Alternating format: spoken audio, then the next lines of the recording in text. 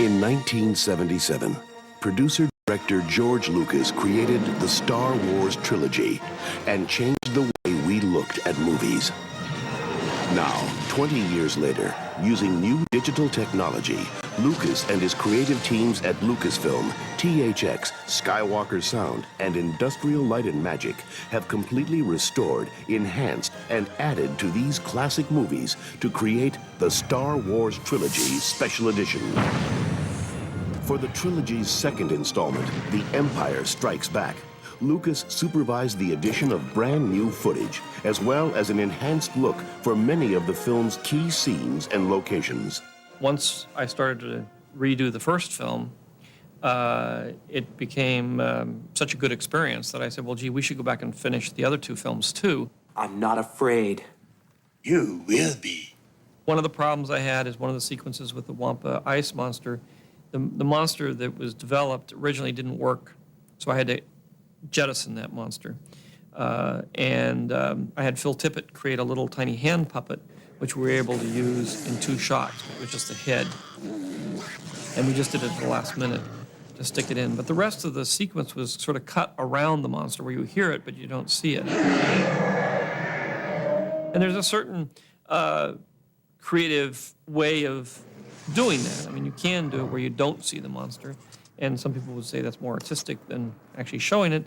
But in this particular case, I really wanted to see the monster. And I felt it would add more tension to the scene and make it more interesting.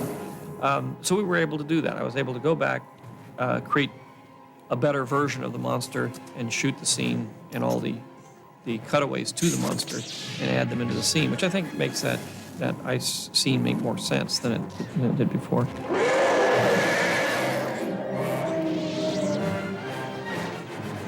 The snow battle was a challenge when we did it because nobody had ever done blue screen matting on a white surface. Usually do it on dark surfaces. Here we go then.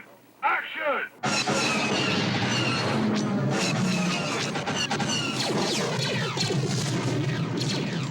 We used optical technology, of course, to do all that compositing. And a telltale sign that something's been optically composited is a black line around it. And when you have a sequence that takes place in outer space against stars, it's easy to reach a point where those black lines don't show up.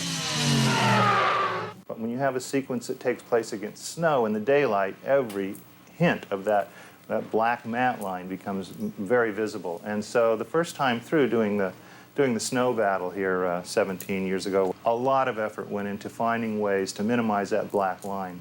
One of the ways was to not print all of the elements at their full opacity. All right, I'm coming in. Consequently, when you see the snow battle on film, you may notice that there's part of the scenery is visible through the cockpit. And it was a constant trade-off of how transparent can we make the cockpit?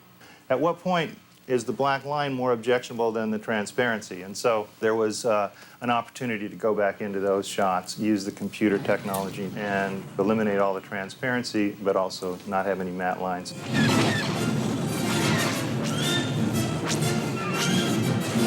The other issue was going into Cloud City. Cloud City was a very difficult thing to design and create originally as a floating city in the clouds. Some of the matte work there wasn't very good. And when they built the set, it's very confined. It's a very small set. It doesn't look out onto anything. It's just, you get this, it's a very claustrophobic kind of set.